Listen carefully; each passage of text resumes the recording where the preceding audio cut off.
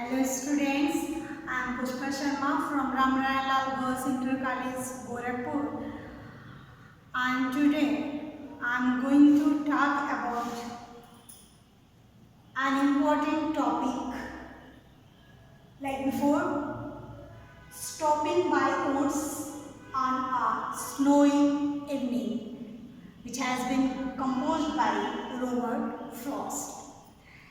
This lesson of poetry is only for class intermediate. Then let us start in Hindi. ये कविता Robert Frost द्वारा लिखी गई है। जीवन की रियलिटी को, वास्तविकता को ये कविता बखूबी दर्शाती है कि हमारे जीवन में हम लोग इस दुनिया में आए हैं, जीवन हमारा सत्य है तो मृत्यु भी सत्य है। और जब जीवन और मृत्यु सत्य है तो ये भी सत्य है कि इस ब्रह्मांड को, इस यूनिवर्स को बनाने वाला कोई तो है। तो उसने हमें ये नहीं पता कि हम कितने समय तक यहाँ पे हैं, कितना समय हमें यहाँ गुजारना है। ये हमारा कर्म भूमि है, वर्क प्लेस है। तो जो काम हमें दिया गया है वो उसका निश्चित कोई लेखा जोखा तो जरूर लेगा। तो इतने शॉर्ट टाइम के लिए आए हैं, हमें पता नहीं कि कितने टाइम के लिए आए हैं, तो हमें अपना कर्म तो करना ही है। यदि हमें हमारा कर्म निर्धारित है यहाँ पे कि हमें क्या करना है, जो भी करना है, एक उसके पीछे एक उद्देश्य होगा, एक पॉजिटिव, एक सकारात्मक सोच होगी। तो ऐसी सकारात्मक सोच को रियलिटी बेस्ड कविता रॉबर्ट फ्रॉस्ट ने लिखी है, जो कि हमारे स्वतंत्र भारत के प्रथम प्रधानमंत्री पंडित जवाहरलाल नेहरू को बहुत ज़्यादा प्रिय थी। और जब वो मरे थे, आफ्टर हिज डेथ, उनकी हैंड राइटिंग में ये कविता उनके डेस्क पर लिखी हुई पाई गई थी। स्टॉपिंग, रुकना, बाय वुड्स, वुड्स का मतलब होता है जंगल, आना स्नोई, स्नोई का मतलब होता है बर्फीले, इवनिंग, शाम को। कहीं एक घोड़े के साथ जा रहे हैं, उनको शाम बहुत अच्छी है, बहुत सुहावनी है, जंगल से होके जा रहे हैं, उनको वहाँ रुकने का मन करता है, लेकिन वो सोचते हैं कि नहीं रुक सकते, क्योंकि हमें अपना कर्म करना है, हमें अपने डेस्टिनेशन तक पहुँचना है।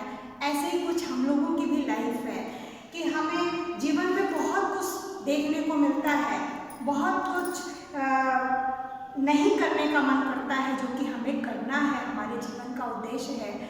लेकिन हम अपने एंजॉयमेंट के लिए हम उन चीज़ों को नज़रअंदाज नहीं करते हैं। सबसे पहले हमारा कर्म प्रमुख होता है, हमारा एम ऑफ लाइफ जरूरी होता है। ऐसी ही बेस्ड कविता तो हम लोग पढ़े, बहुत ही इम्पॉर्टेंट और reality based. This poem describes about the realities of life.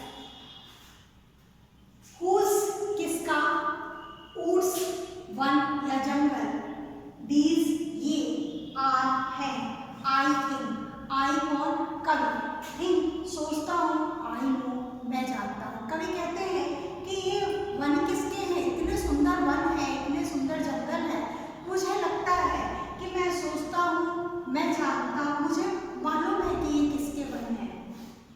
His house,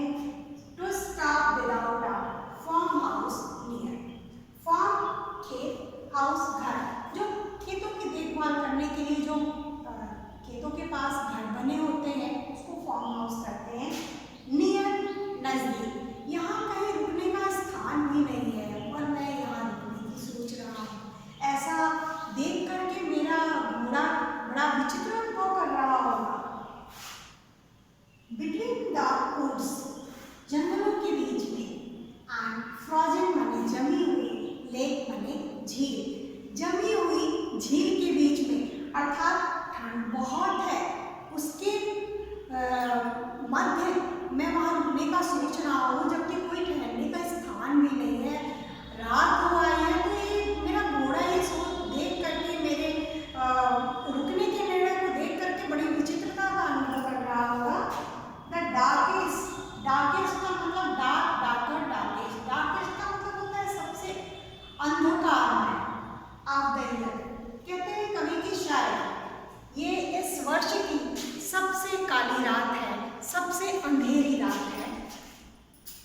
तीसरा स्टैंजा, ही गिव्स, ही किसको कहते हैं? अपने घोड़े को कहते हैं। He gives his harness, harness अश्वसज्जा, अपने सिर को हिला करके एक संकेत देता है। बेल्स, बेल्स का मतलब होता है घंटी, जो घोड़े के गर्दन में बांधी जाती है घंटी, वो चलता है, ऐसे ऐसे करता है तो हिलता है, तो शायद वो मुझे हिला करके ये संकेत दे रहा है। अशेक, शेक मैंने हिलाना, मुझे हिला करके ये संकेत दे रहा है। क्या चीज?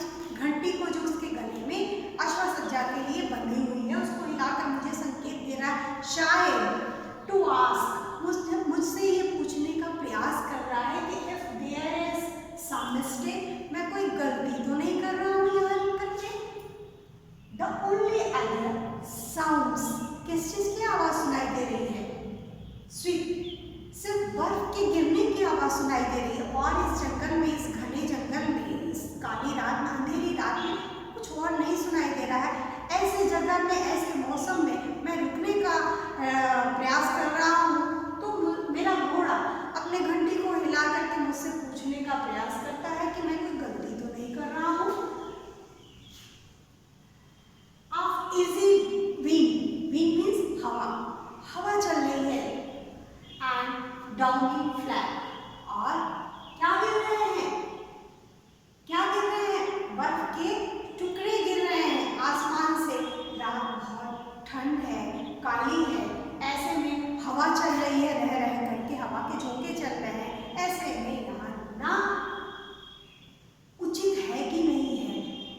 शायद उचित नहीं है, ऐसा मेरा घोड़ा मुझसे पूछने का प्रयास कर रहा है, अश्वसज्जा वाले घंटी को हिलाकर। चौथा stanza and last stanza of this poem, the woods are lovely, कहते हैं ये वन बहुत सुंदर है, मन को बहुत प्रिय लग रहे हैं, आकर्षक है ये। डार्क, अंधेरा है, डीप, गहरा है, गहन, सघन है और गहन है। रात कैसी है? वन कैसा है?